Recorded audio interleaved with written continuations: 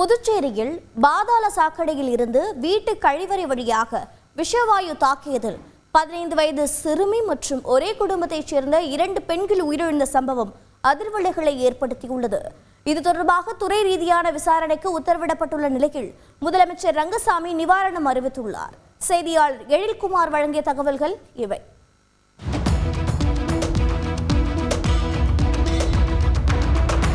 முகக்கவசம் அணிந்தபடி மக்கள் அதிர்ச்சியுடனும் சோகத்துடனும் உலாவும் இந்த காட்சிகள் புதுச்சேரி ரெட்டியார்பாளையம் அடுத்த புதுநகர் பகுதியிலிருந்து பதிவானவை. இன்று காலை கழிவுநீர் சுத்திகரிப்பு நிலையத்தில் ஏற்பட்ட கோளாறால் பாதாள சாக்கடை வழியாக புதுநகரில் உள்ள வீடுகளின் கழிவறைகளில் விஷவாயு கசிந்துள்ளது. இதனை அறியாமல் செந்தாமரை என்ற மூதாட்டி தனது வீட்டில் கழிவறையை பயன்படுத்திய போது மயங்கி விழுந்து உயிரிழந்த நிலையில் அவரை காப்பாற்ற சென்ற மகள் காமாட்சியும் விஷவாயு தாக்கி உயிரிழந்தார். இதேபோல மற்றொரு வீட்டில் கழிவறையை பயன்படுத்திய 15 வயது சிறுமி செல்வராணி விஷவாயு தாக்கி உயிரிழந்தது பெரும் சோகத்தை ஏற்படுத்தியுள்ளது.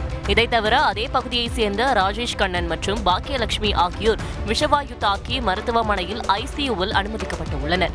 இந்த சம்பவம் குறித்து புதுநகர் பகுதியைச் சேர்ந்த வினோலா, ராதா, சரவணனிடம் பேசினோம். வேலைக்கு போயிட்டு வந்தோம், திடீர்னு பாப்பா இறந்துருச்சுன்னு எங்களுக்கு சொன்னாங்க. பாத்ரூம் போன பாப்பா தான் மயக்கடிச்சு விழுந்து போன பாப்பா வரவே இல்லையா. என்னன்னு சொல்லிட்டு போய் உள்ள போய் பார்த்தாக்கா உள்ள மயக்கடிச்சு உள்ளவே விழுந்துட்டு. உள்ளே நீ போவாத, பாத்ரூம்ல வெளியே போயிடு அப்படின்னு சொன்னான். அப்புறம் 8 மணிக்கு மேற்பட்டு வந்து வெளியே பார்க்குறேன், எல்லாரும் அந்த பொண்ணு செத்து போச்சுன்னு சொல்லிட்டு போயினேன். பகுதியில் எங்கேயுமே ஒரு ஏர் பைப்பு அந்த கேஸ் வெளியேறக்கூடிய ஒரு வழியை ஏற்படுத்தாமல் விட்டுறதுனால இன்னைக்கு ஒட்டுமொத்தமா அது குடியிருப்பு பகுதிக்குள்ள பூந்து இன்னைக்கு மக்களை பாதிப்பட செஞ்சிருக்கு. இந்த கோர சம்பவத்தை தொடர்ந்து புதுநகர் பகுதிக்கு விரைந்த போலீசார் ஒலிபெருக்கி மூலம் பொதுமக்களை பாதுகாப்பான இடங்களுக்கு செல்ல அறிவுறுத்தினர். இந்த வீட்டுல யாரும் இருக்க வேணாம், வெளியே போயிடுங்க, வெளியே போயிடுங்க. இந்த வீட்டுல யாரும் இருக்க வேணாம், வெளியே போயிடுங்க. பக்கத்துல இருக்க வீடு எல்லாம் வெளியே போங்க, கொஞ்சம் வெளியே வாங்க. வீட்டுக்குள்ள யாராவது இருக்கிற மாதிரி வாங்க.